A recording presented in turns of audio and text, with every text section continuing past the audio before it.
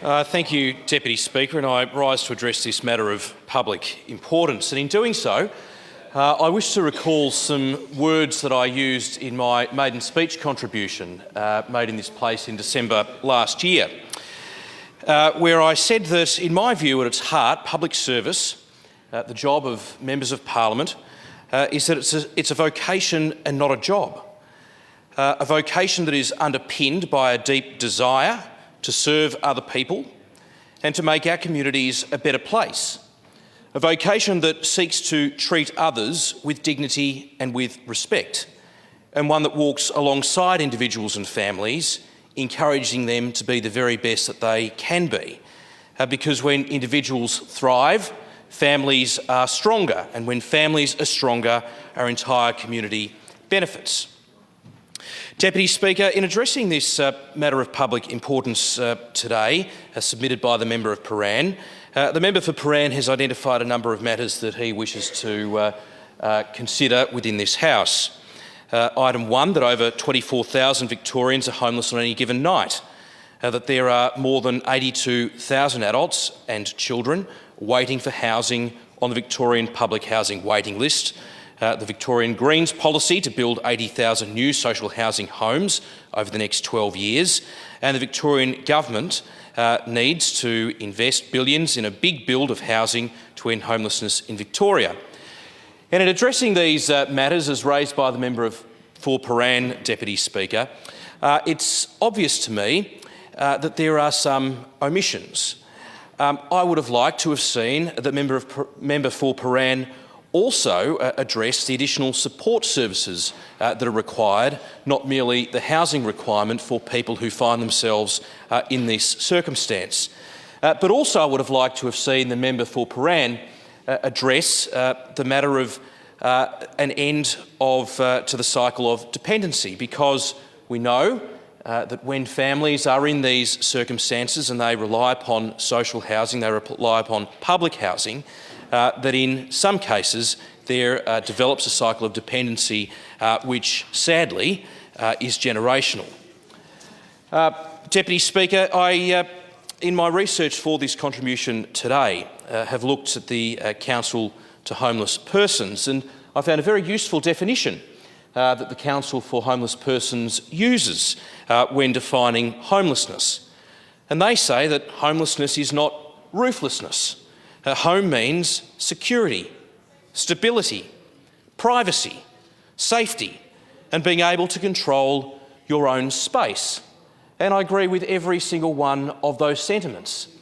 Providing someone with a home provides them with an opportunity to be full, functioning, contributing members to our communities, because during the course of this debate today, during the course of this discussion on this very important topic, many members have reflected upon numbers and statistics.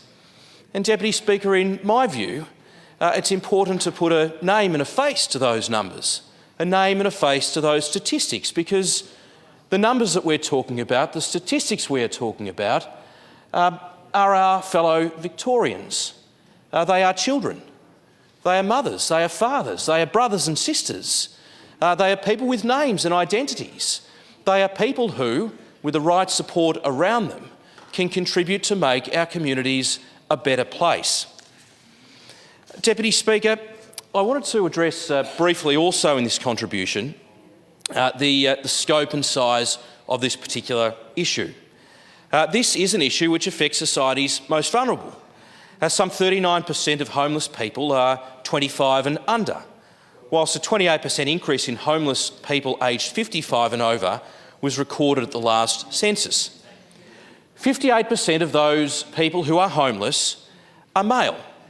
And this is an ongoing reflection, in my view, on the difficulty of our society that our society has in grappling with the mental illness and isolation, specifically and sadly amongst men.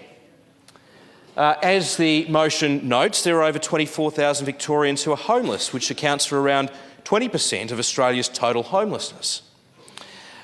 It's also important, I think, in this discussion that we're having today, Deputy Speaker, to reflect upon records. And the Coalition, in my view, has a strong record in relation to addressing the circumstances we are speaking about today. And I commend a member of the other place, the Honourable Wendy Lovell, the former Minister for Housing, in the other place, for her contribution during the last coalition government. And under Wendy's leadership, the number of upgrades to public housing stock increased in the years 2010 to 11 by almost 2,975 dwellings. In years 11 and 12, 2011 and 12, some 1,800 housing stock were upgraded. In 2012-13, some 1,827, 2013-14, some 1,648, 14-15, some 1,720. So over the life of the former coalition government, there were some 8,147 upgrades to existing public housing stock. But there was also additional housing acquisitions made in that time. In 2010-11, some 3,758, in 11-12, 2,066, 12 and 13, 1928, 2013 and 14, some 930, 2014 and 15, some 500, totalling around 8,298 additional housing acquisitions during the period of the last coalition government. The number of applicants on the Victorian Housing Register also was reduced by some 6,594. Since then, the Victorian Housing Register priority cases, those numbers have sadly increased.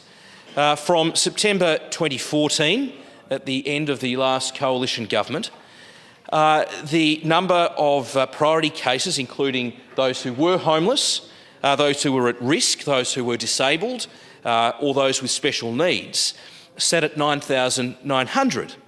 But on most recent figures, being June 2019, that number has increased by 127.5%, or an increase of 12,733 priority cases. Sadly, in a similar time frame, between 2014 and 2018, in our own city of Melbourne, the most livable or the near most livable city in the world, in 2014 there were some 142 rough sleepers counted on the streets of our city, and in 2018 an increase of 48%, some 210 rough sleepers counted on the streets of our city. Deputy Speaker, as I said at the start of my contribution, we do reflect from time to time on numbers and statistics, but it is important to remember that every statistic, every number that I have mentioned is not simply just a number on a page, but they are an individual that we desire, that we hope will be a fully functioning and contributing individual to our community. Deputy Speaker, it was interesting to note some of the causes and contributing factors that some services and agencies consider are important or are contributing factors to homelessness in this state. According to a Brotherhood of St Lawrence report, upward fluctuations in the price of utilities as a result of, well, in some cases unreliable energy, means that some cannot remain in their current homes due to an inability to finance basic services. Increases in land tax, I would suggest, Deputy Speaker, will drive up rent, with many predicting that leaseholders can expect an average increase of $20 to $30 in their monthly rent. There are some other causes as well, but I want to just, in the time that I have left, if I may, Deputy Speaker, address what I would see as a potential way forward, because I wish to make a constructive contribution in considering this particular topic raised by the member for Paran. There is possibility to review the impact of land tax increases on the supply and availability of rental properties. There is potentially the opportunity to review the impact of Airbnb and other such sharing economy on the number of houses and apartments made available to long-term low-income persons.